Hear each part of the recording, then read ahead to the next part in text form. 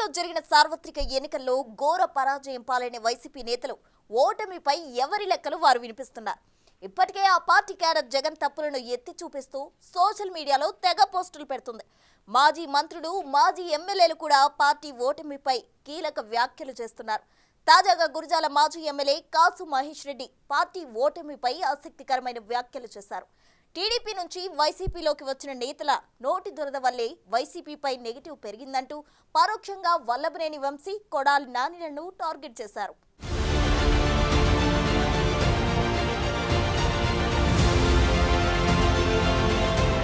ఎన్నికల ఫలితాల ముందు వరకు ఊహాలోకాల్లో విహరించిన వైసీపీ నేతలు ఒక్కొక్కరుగా ఇప్పుడు వాస్తవలోకంలోకి వస్తున్నారు. జగన్ పంచిన నవరత్నాలే తమని గెలిపించేస్తాయన్న పిచ్చి నమ్మకంతో కనిపించిన ఎమ్మెల్యేలు మాజీలయ్యాక ఓటమిపై పోస్టుమార్టం చేసుకుంటున్నారు. గురజాల మాజీ ఎమ్మెల్యే, మాజీ ముఖ్యమంత్రి కాసు బ్రహ్మానందరెడ్డి మనవడు కాసు మహేష్ రెడ్డి ఎన్నికల సమయంలో తెగ ధీమా వ్యక్తం చేశారు. ఆయన ప్రత్యర్థి ఎరపతనేని శ్రీనివాసరావు ప్రచార సమయంలో ఓడిపోతే రాజకీయ సన్యాసం చేయాలని సవాల్ విసిరారు. విజయంపై బీభత్సమైన నమ్మకంతో మహేష్ రెడ్డి ఆ సవాల్ స్వీకరించారు. ఎరపతనేని శ్రీనివాసరావు, నీకు సమాధానం జానికి గంటెందుకయ్యా బొచ్చు? నా దమ్మేందో మొన్న ఎలక్షన్స్లో చూపెట్టా, రేపు చూపెడతా. రేపు మళ్ళీ నిన్ను ఓడించి శాశ్వతంగా రాజకీయాల నుంచి రిటైర్ చేసి గుంటూరు పంపిస్తా.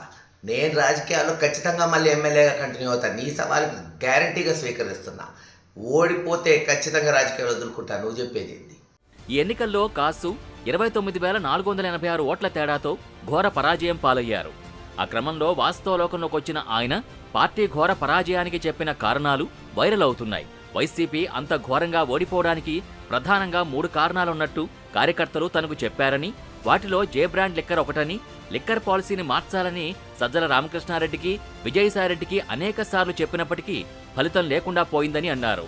ఇక ఇసుక పాలసీ వల్ల పేద వర్గాలు తీవ్రంగా నష్టపోయారని పేర్కొన్నారు. చివర్లో ల్యాండ్ టైటిలింగ్ యాక్ట్ దెబ్బతీసిందని అన్నారు. రోజు ఈ లిక్కరు తాగేవాళ్ళు ఉంటారు, ముఖ్యంగా సన్నకారులు. మరి వాళ్ళు ఏదైతే తెలుగుదేశం చేసిన దుష్ప్రచారం, నాసిరకం మందు, మరి ఇది పనికిరాని మందుని అత్యధిక ధరకి అమ్ముతున్నారని తెలుగుదేశం నాయకులు చేసిన ప్రచారాన్ని వాళ్ళు నమ్మారనే మనం ఈరోజు విశ్వసించాలి.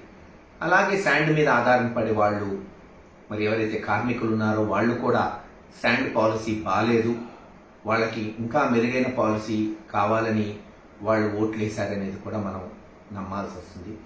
ఇలా కార్మిక సంఘాల్లో మరీ ముఖ్యంగా ఎస్సీ, ఎస్టీ, బీసీ మైనారిటీల్లో లిక్కర్ ఒకటి, శాండ్ ఒకటి మనల్ని దెబ్బకొట్టుంటాయి. సరే, తెలుగుదేశం చివరిలో చేసిన దుష్ప్రచారం టైటిలింగ్ యాక్ట్ ఎంతో కొంత నష్టం చేసిందనే మనం మరి భావించాల్సి వస్తుంది. అన్నిటికన్నా రాజకీయంగా ఇప్పుడు నేను చెప్పిన కారణాలన్నీ అందరూ చర్చిస్తున్నారు. జగన్ ఓడిపోవడానికి కొంతమంది నాయకుల నోటి దురుసు కూడా కారణమని పరోక్షంగా కొడాలి నాని, వల్లభనేని వంశీ, రోజాల్ని టార్గెట్ చేశారు. టీడీపీ నుంచి వైసీపీలోకి వచ్చి చంద్రబాబుని బూతులు తిట్టారని, ఇలాంటి అవమానాలు చంద్రబాబు, టీడీపీ నాయకుల్లో కసిని పెంచాయని పేర్కొన్నారు. చంద్రబాబు అరెస్టు కూడా తప్పిదమేనని అంగీకరించారు. నిండు సభలో పాండవులకు అవమానం జరిగితే పోయి యుద్ధం చేసి యుద్ధంలో రాజ్యాన్ని గెలుచుకున్నారు. అలాగే శ్రీరాముడు కూడా అవమానిస్తే సీతమ్మని ఎత్తుకెళ్లి జైత్రయాత్ర చేసి మళ్ళీ సీతమ్మని తెచ్చుకున్నాడు శ్రీరామచంద్రుడు.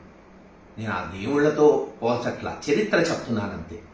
జగన్మోహన్ రెడ్డి గారిని కాంగ్రెస్ పార్టీ తీవ్రమైన అవమానాలు చేసి రాజశేఖర రెడ్డి గారి కుటుంబాన్ని, చివరికి జగన్మోహన్ రెడ్డి గారిని జైల్లో పెడితే కార్యకర్తల్లో కసి పెరిగింది, నాయకుల్లో కసి పెరిగింది, పట్టుదల పెరిగింది. నిరూపించుకోవాలనుకున్నాడు, నిరూపించుకున్నాడు. మరి అలాగే గడిచిన 2-3 సంవత్సరాలు కొంతమంది, నేను అందరినట్లా, కొంతమంది వైఎస్ఆర్సీపీ నాయకులు వాళ్ళు మాట్లాడే విధానం, మరీ ముఖ్యంగా చెప్పాలంటే నిజంగా వైఎస్ఆర్సీపీలో ఉన్న నాయకులు ఎవరు కూడా మాట్లాడాల. తెలుగుదేశం నుంచి వైఎస్ఆర్సీపీ పార్టీలో వచ్చిన ఒకళ్ళిద్దరు నాయకులు తెలుగుదేశం నాయకుల్ని, ముఖ్యంగా చంద్రబాబు నాయుడు గారిని అవమానించే మాటలు మాట్లాడటం, బహుశా ఆయన్ని జైల్లో పెట్టడం కూడా ఒక అవమానంగా తెలుగుదేశం క్యాడర్ భావించుంటుంది. కసి పెరిగింది, పట్టుదలగా పనిచేశారు. ఈరోజు పర్యవసానం మనం చూస్తున్నాం. కనుక ఏదైతే అవమానం అనేది ఉందో అది ఎప్పుడు ఎవరికి జరిగినా అవతలవాడు కష్టపడి పనిచేస్తాడు. కాసు మహేష్ రెడ్డి చెబుతున్నట్టే వల్లభనేని వంశీ, కొడాలి నాని, ఆర్కే రోజాలపై వారి సెగ్మెంట్లలో తీవ్ర వ్యతిరేకత కనిపిస్తోంది. దారుణంగా ఓడిపోయిన ఆ ముగ్గురు ప్రజలకు ముఖం చూపించడమే మానేశారు. తన నియోజకవర్గాల్లో తిరిగే పరిస్థితి కనిపించటం లేదు వారికి. ఇక జగన్ సర్కార్ కాస్ట్లీగా అమ్మిన చీప్ లిక్కర్ గురించి వేరే చెప్పనవసరం లేదు. ఇసుక పాలసీ ఇంపాక్ట్ ఎంతుందో చెప్పడానికి అమరావతి రాజధానిలో అర్ధంతరంగా నిర్మాణాలు నిలిచిపోయిన బిల్డింగ్లే నిదర్శనం.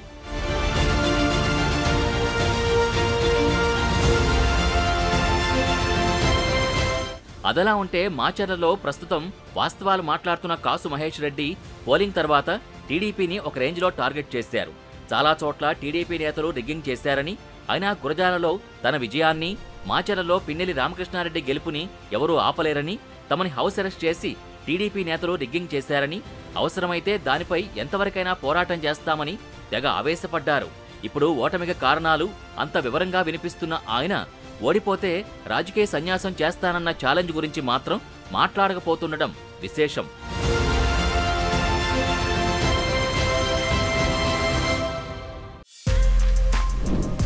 For more videos like this, subscribe Big TV channel.